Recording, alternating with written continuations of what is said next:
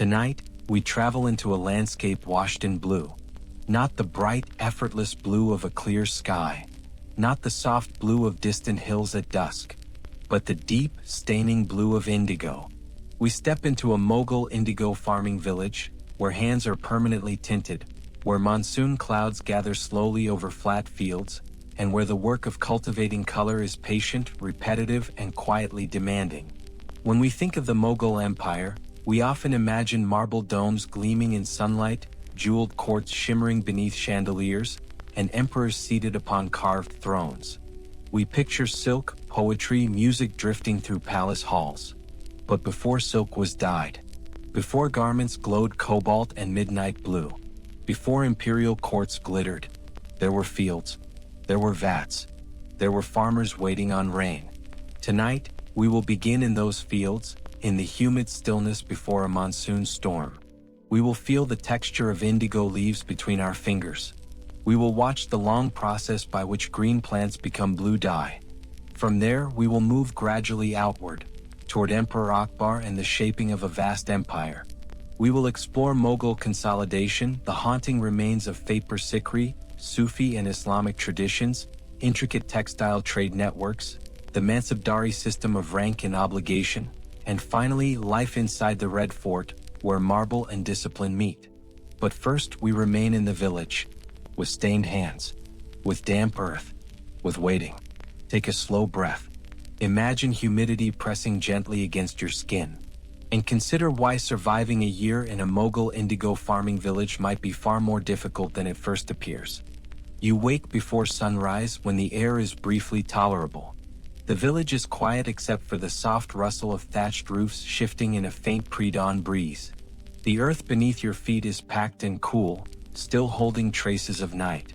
Beyond the cluster of mud brick homes stretch fields of indigofera plants, low shrubs with delicate green leaves that seem unremarkable at first glance. Nothing about them suggests the color they conceal. You walk barefoot across damp soil. Dew clings to your ankles. In the distance, clouds gather in heavy formations, promising rain that may or may not arrive on schedule. Indigo farming depends on rhythm. The monsoon must come. The river levels must cooperate. Too little rain and leaves wither before harvest. Too much and fields flood unevenly, damaging roots. You bend and begin cutting. The plants are harvested before flowering, when their dye content is strongest. Bundles are tied and carried toward large masonry vats at the edge of the village. The real work begins there. Indigo dye is not extracted simply by crushing leaves. It is coaxed. The leaves are submerged in water and weighed down with stones. Fermentation begins slowly. The scent that rises from the vats is thick and vegetal, sharp, earthy, faintly sour. You stir the mixture with long wooden poles. The liquid darkens gradually, though it is not yet blue. It looks murky, almost swamp-like. Hours pass. The sun climbs. Sweat gathers at the back of your neck. When fermentation reaches its careful midpoint, the liquid is drained into a second vat and beaten vigorously to introduce air. This oxygenation transforms the dissolved compounds into indigo pigment. The change is subtle at first, then astonishing. The liquid shifts from dull green to deep, luminous blue. Feels almost magical. But magic here is labor. The sediment settles at the bottom. It is collected, pressed into cakes, and left to dry in the sun. These cakes will travel far beyond your village, to textile centers in Gujarat, to markets in Central Asia, eventually even across oceans. But here the reward is modest. Indigo cultivation is physically demanding and economically uncertain. Under Mughal revenue systems, land taxes are assessed carefully, often based on crop type and estimated yield. Indigo, being a cash crop, can bring higher revenue, but it also carries risk. A failed crop means debt. A delayed monsoon means hunger. Your hands never quite return to their natural color. Blue stains linger beneath fingernails and the creases of skin. Even after washing in river water, the tint remains faintly visible. The dye marks you. There are other difficulties. Fermentation fumes can irritate lungs. Prolonged exposure to vats leaves skin dry and cracked. Work must be timed precisely.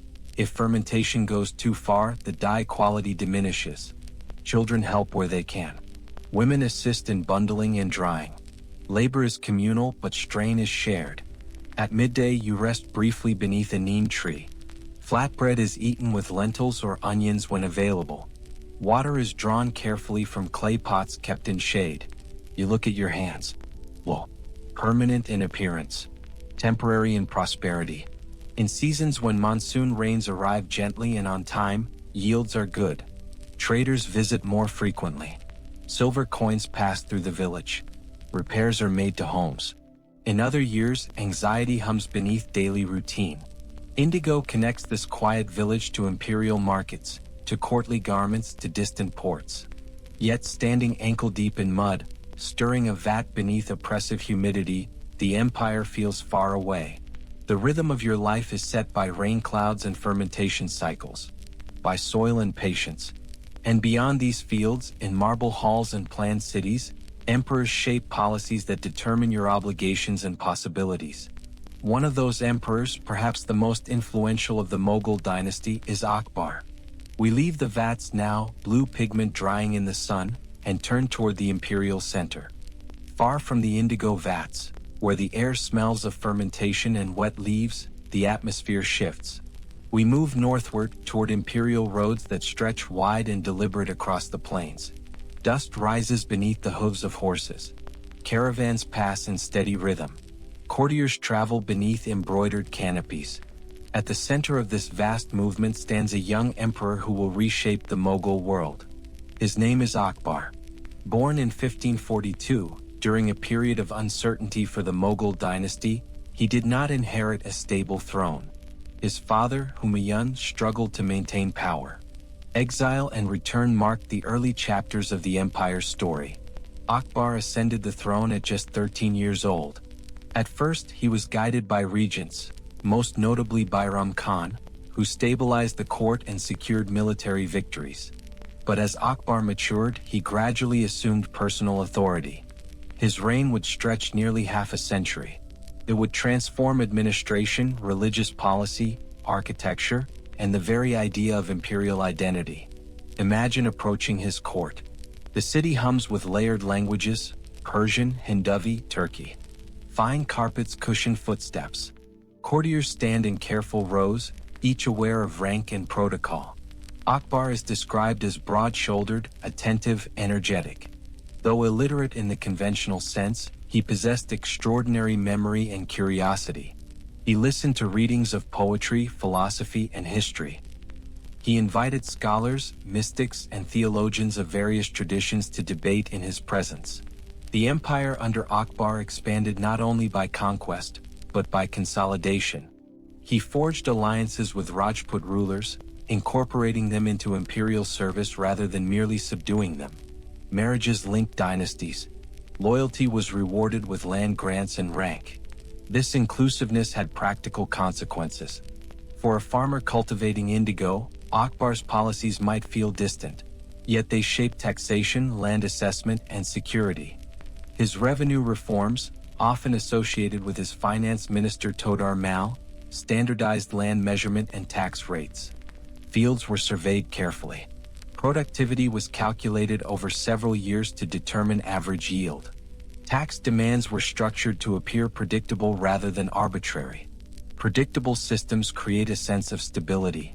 Stability encourages cultivation. Cultivation sustains empire. Akbar also experimented with religious ideas. Though firmly rooted in Islam, he encouraged dialogue among Hindu, Jain, Christian, and Zoroastrian thinkers. He established the Ibadat Khana, a house of worship where debates unfolded late into the night. Candles flickered. Voices rose, then softened. Questions were posed carefully. This openness did not dissolve difference, but it fostered an atmosphere of relative tolerance that marked his reign. Meanwhile, architecture flourished. Palaces rose from red sandstone. Courtyards were arranged with geometric precision. Water channels cut straight lines through gardens, reflecting sky and stone alike. Yet even in these refined spaces, decisions returned repeatedly to revenue and land. Indigo fields, wheat farms, orchards, all were catalogued, assessed, integrated into imperial accounts. Akbar's empire stretched across northern India, bound by administrative logic as much as military presence. To maintain such reach required careful layering of authority. Local leaders reported upward. Provincial governors oversaw districts. Imperial officers ensured loyalty. And above them all, the emperor held symbolic center.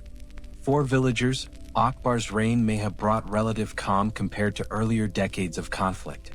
Roads were safer. Markets more predictable. Trade expanded. But stability carries obligation. Taxes must still be paid. Harvests must still succeed. Indigo must still ferment beneath heavy skies. Akbar's greatness, as later historians describe it, rests not only in conquest but in consolidation, in weaving disparate regions into a functioning whole.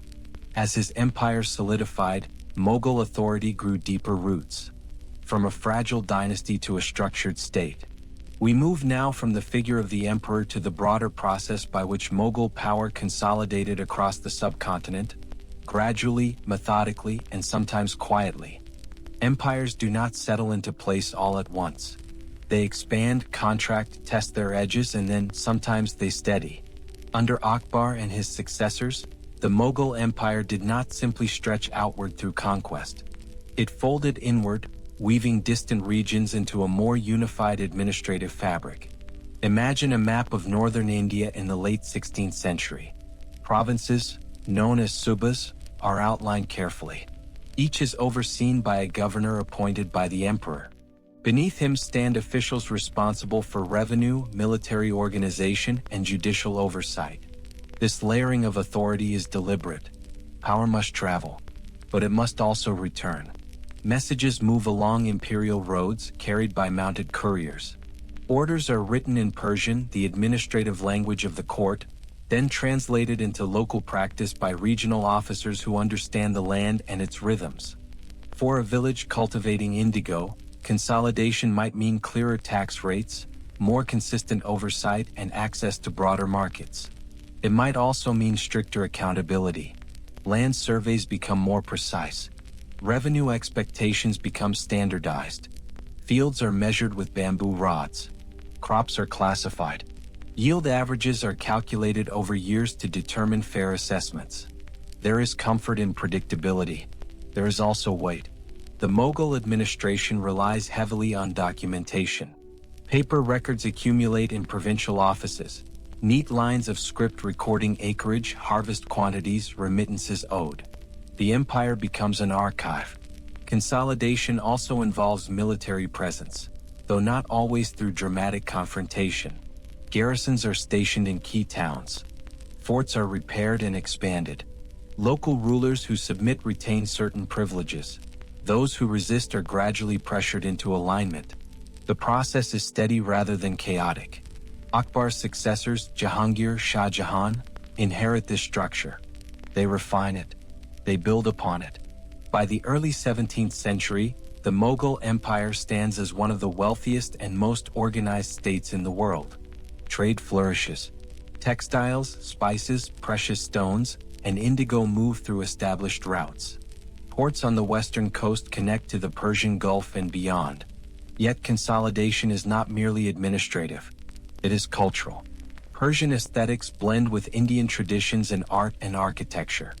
Court painting evolves into a distinctive Mughal style, detailed, intimate, often depicting court life with remarkable precision. Gardens follow the charbagh layout, fourfold designs inspired by Islamic concepts of paradise. Water channels divide symmetrical lawns, reflecting sky in still pools. The idea of order permeates both governance and design. Even so, challenges remain. Rebellions flare occasionally in frontier regions. Succession disputes loom quietly beneath the surface. Maintaining cohesion across vast territory requires constant attention. From your village perspective, you may not witness these broader tensions directly. You experience consolidation through routine. A tax official arriving at predictable intervals. A trader offering stable prices. A sense that roads are safer than in your grandfather's time. The empire feels both distant and present, like monsoon clouds gathering far off but casting shadow over your field. And amid this stability, A new imperial city briefly rises in red sandstone, ambitious, symmetrical, and then, curiously, abandoned. We leave the countryside now and travel toward the quiet remains of Fatpur Sikri. The road to Fatpur Sikri runs through dry, open land. Even today, the wind moves dust gently across the plateau where the city stands, or rather where it remains. Built in the late 16th century under Emperor Akbar, Fatpur Sikri was intended as a grand imperial capital. It rose quickly, carved from red sandstone quarried nearby. Palaces, courtyards, audience halls, and mosques unfolded in careful geometric arrangement. For a time, it was the beating heart of the empire.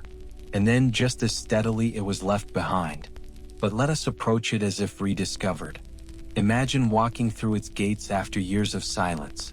The Buland Darwaza, the gate of magnificence, towers above you, its steps wide and symmetrical. The sandstone glows warm in afternoon light.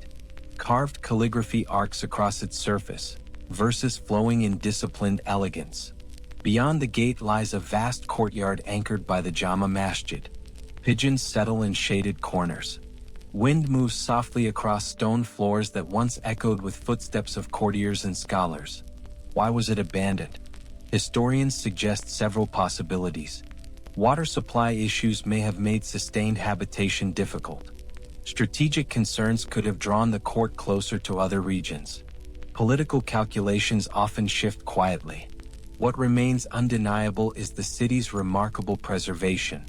In the palace complex, the Diwan-i-Khas stands with its singular central pillar, elaborately carved, branching outward like a stone tree. A platform once connected the emperor symbolically to advisors seated along the perimeter. It is a space designed for dialogue. Elsewhere, courtyards reveal women's quarters, lattice screens filtering light into patterned shadows. Water tanks reflect sky. Balconies overlook silent squares. The city feels paused rather than ruined. When British surveyors and archaeologists encountered Fatpur Sikri in the 19th century, they documented its layout carefully. Measurements were taken. Sketches rendered. The quiet dignity of the abandoned capital became a subject of fascination. Rediscovery does not mean resurrection. It means reinterpretation. Standing there now, you sense both ambition and impermanence. An emperor envisioned a lasting center of power here. Artisans carved intricate motifs. Laborers carried stone. Scholars debated within its halls. Yet within decades, the court relocated. Stone endured. Human presence shifted. For a farmer in an indigo village, the story of Fatpur Sikri might feel distant. Yet it embodies the same truth present in your fields. Plants depend on conditions. Rainfall determines crops. Water determines cities. Even imperial capitals cannot escape environmental reality. Fatpur Sikri reminds us that grandeur and vulnerability coexist. A city can be monumental and temporary at once. As we leave its sandstone courtyards, the wind continues to move gently through open archways. From architecture we turn inward, toward belief, toward the Sufi saints, Islamic traditions, and spiritual currents that shaped Mughal life far beyond palace walls. Before the sun rises over your indigo fields, before the vats are stirred and the leaves are cut, there is a quieter rhythm that shapes the day. A call to prayer drifts across the village. It is not shouted. It is not urgent. It is measured, melodic, rising and falling gently in the humid air. Islam had been present in the Indian subcontinent for centuries before the Mughals arrived, carried through trade, migration, and earlier sultanates. Under Mughal rule, Islamic institutions deepened, but they did not erase the region's rich spiritual diversity. Instead, belief layered itself across landscapes already filled with temples, shrines, sacred rivers, and inherited rituals. In your village, faith is woven into daily routine. You wash hands and face before prayer, the water cool against skin faintly stained blue. A woven mat is placed carefully on packed earth. Forehead touches ground. Words are repeated softly, their familiarity comforting in repetition. There is structure in the 5 daily prayers. Structure offers steadiness. But beyond formal practice, Sufi traditions infuse spiritual life with warmth and intimacy. Sufi saints, known for their devotion, humility, and mystical poetry, attract followers across social boundaries. Their shrines become gathering places where farmers, merchants, artisans, and nobles alike seek blessing. Imagine traveling to the dargah of a revered saint on a festival day. Colorful cloths flutter in warm wind. Incense smoke curls upward. Qawwali singers sit cross-legged, harmoniums resting before them. Rhythmic clapping accompanies verses that speak of longing, not romantic longing but spiritual yearning. The music is repetitive, gentle, hypnotic. People tie threads to lattice screens, whisper prayers for health, for rain, for relief from debt.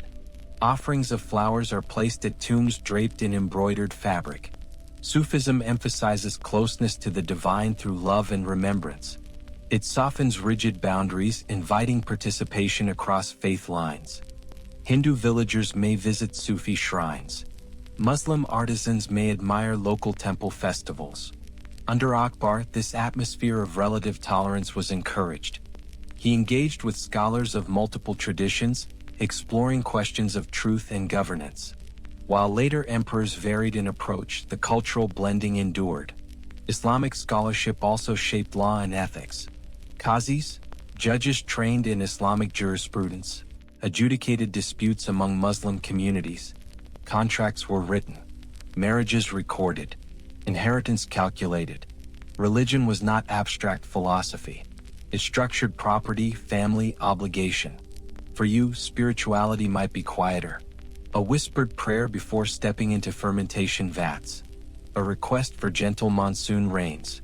A hope that the next harvest will be sufficient. Festivals punctuate the year. Eid brings communal meals, new garments dyed perhaps with the very indigo you helped produce. Sweet dishes are shared. Children laugh. For a day, labor recedes slightly into the background. Yet even celebration depends on harvest. Belief and survival intertwine. The empire's rulers frame themselves as guardians of faith, but spiritual life flows far beyond palace walls. It moves through villages, through shrines, through poetry recited by lantern light. And just as faith connects people across regions, so too does trade, particularly the trade of textiles and dyes that carry your labor outward into vast commercial networks. We leave the shrine courtyard now, incense fading into evening air, and follow indigo cakes as they begin their long journey through markets and ports. The indigo cakes you press and dry beneath the sun do not remain in your village for long. Once hardened, they are stacked carefully into woven baskets or wrapped in coarse cloth. Traders arrive with ledgers tucked beneath their arms, weighing the cakes with balanced scales. Transactions are recorded in neat script, quantities measured, prices negotiated with restrained politeness. From this moment, your labor begins to travel. Bullock carts creak along dusty roads, their wooden wheels turning steadily toward larger market towns. Along the way, caravans merge and separate. Cotton from one region, silk from another, spices from yet another, all moving slowly across the subcontinent like patient rivers of commerce.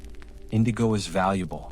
It produces a blue unlike most other dyes of the time, deep, resilient, resistant to fading. Textile workshops prize it. Merchants know its worth. In cities such as Ahmedabad and Lahore, dyers prepare vats with careful precision. White cotton cloth is dipped repeatedly, oxidized in air, dipped again, deepening shade with each cycle. The transformation is gradual, meditative. Green cloth emerges from the vat. Air touches it. Blue blossoms. The process mirrors your own fermentation, repetition yielding richness. From inland centers, finished textiles travel outward to ports along the western coast, Surat most notably. There, ships anchored in humid harbors await cargo. Persian, Ottoman, and later European merchants inspect bales of cloth, feeling their weight, assessing quality. The Arabian Sea becomes a corridor. Indian indigo-dyed textiles reach markets in the Middle East, East Africa, and eventually Europe. In distant cities, garments colored by your village's labor are worn by people who will never see a monsoon cloud or feel fermentation heat rising from a vat. Trade creates connection without familiarity. Money flows back along these routes, silver coins entering imperial coffers, circulating through provincial treasuries, eventually reaching villages in the form of payments and tax adjustments. The Mughal administration understands the value of commerce. Roads are maintained. Caravanserais, roadside inns, offer shelter to merchants and animals. Customs duties are structured, recorded, regulated. Predictability fosters trade. Trade strengthens empire. Yet the system is delicate. A failed monsoon disrupts harvests. Banditry along roads increases risk. Political tensions in distant lands can ripple backward through demand fluctuations. For you, these global currents manifest quietly. A trader offering slightly lower prices this year. A rumor of ships delayed at port. An imperial decree adjusting revenue expectations. The blue of indigo is steady in color, but unstable in fortune. Within the empire, this movement of goods depends on an intricate hierarchy of service, a system that organizes military obligation, rank, and revenue assignment. It is called the Mansabdari system, and it shapes not only armies and courts but indirectly the fields where you work. We now turn toward this structured ladder of power. If trade is the bloodstream of the Mughal Empire, then the Mansabdari system is its skeleton. Structured, layered, deliberate. The word Mansab means rank. Under this system, imperial officials and military commanders are assigned numerical grades that determine their status, salary, and obligation to maintain troops. Numbers define position. 500, 1,000, 5,000. Each rank carries expectation. A Mansabdar holding a higher number must supply and sustain a corresponding number of cavalry when called upon. Horses are inspected. Equipment is reviewed. Loyalty is evaluated not only by words but by readiness. The emperor sits at the top of this hierarchy, distributing rank as both reward and instrument of control. It is an elegant mechanism. Rather than granting permanent hereditary control over land, the empire assigns revenue rights, called jagirs, to Mansabdars. These rights allow officials to collect taxes from designated territories in lieu of direct salary. But jagirs are transferable, rotated, reassigned. This prevents local power from becoming too entrenched. For a village cultivating indigo, this means the identity of your revenue collector may change over time. One year, a Rajput noble overseeing your district. Another year, a Persian-born officer newly elevated at court. The land remains.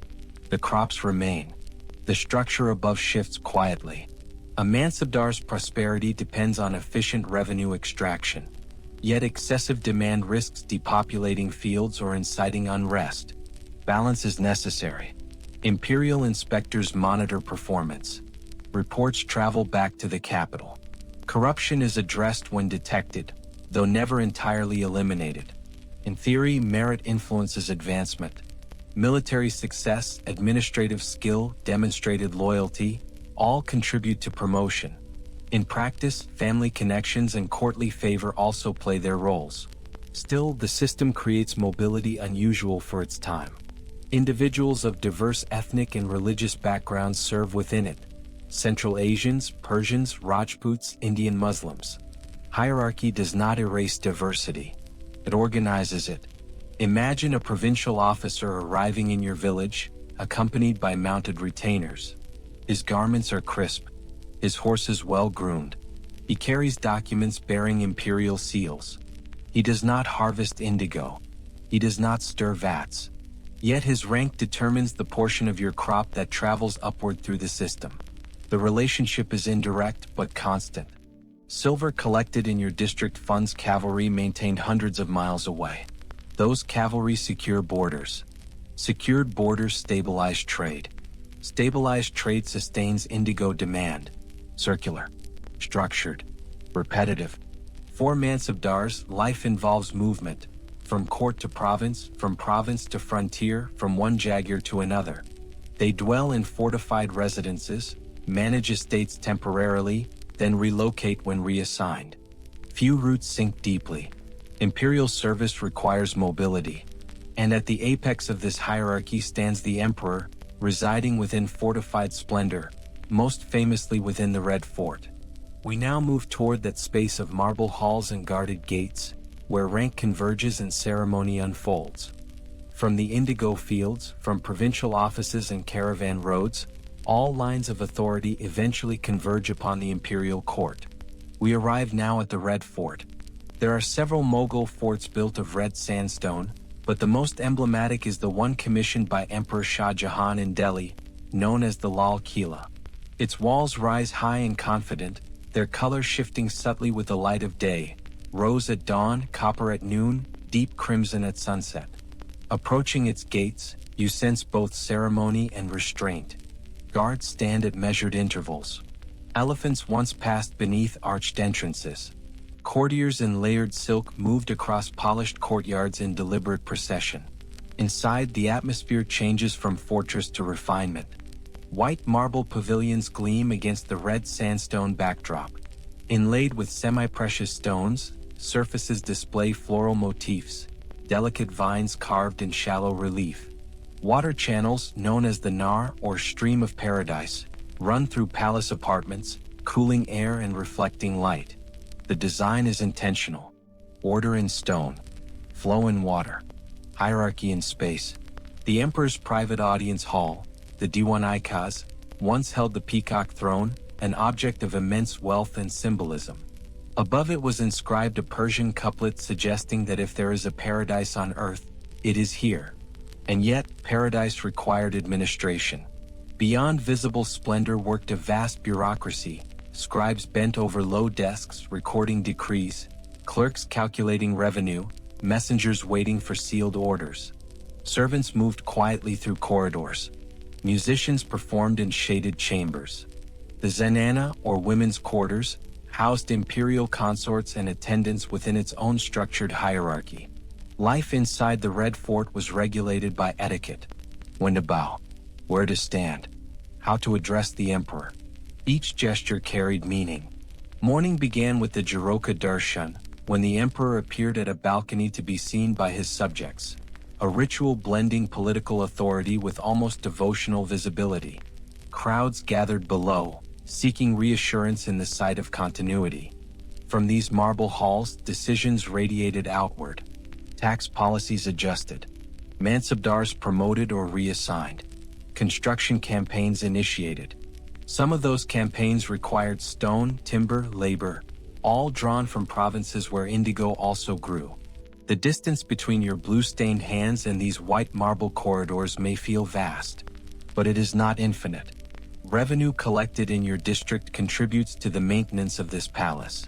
Indigo dyed in your village might color garments worn at court. The empire is layered but interconnected. Inside the fort, evenings unfold beneath lantern light. Perfumed air drifts gently through carved screens. Poets recite verses. Courtiers debate quietly. Beyond the walls, the city hums in softer tones. Power here is elegant yet dependent. Dependent on harvests. Dependent on trade. Dependent on stability. And stability, as we have seen, rests upon countless repetitive efforts. Farmers cutting plants at dawn, workers stirring vats, officials measuring land. The grandeur of the Red Fort does not float above reality. It rests upon it. Now, as night settles over marble and mud brick alike, we step back from courtly life and return to reflection. As night settles over the indigo fields, the vats cool. The sharp scent fades into the damp sweetness of earth after dark. Crickets hum softly.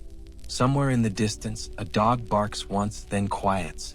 The monsoon clouds, whether present or delayed, hang above the village with indifferent patience. Your hands are still faintly blue. The color lingers in the creases of your skin, beneath your fingernails, in the fibers of your clothing. It is difficult to remove completely. Even in sleep, a pale trace remains. Indigo is beautiful.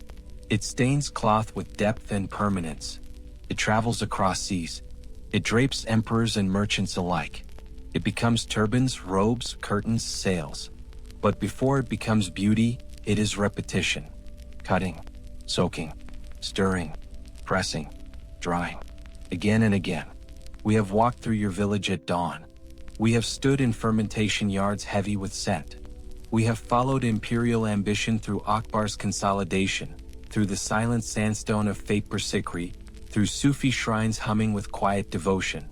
We have watched indigo cakes travel along trade routes, climb into ships, enter distant markets.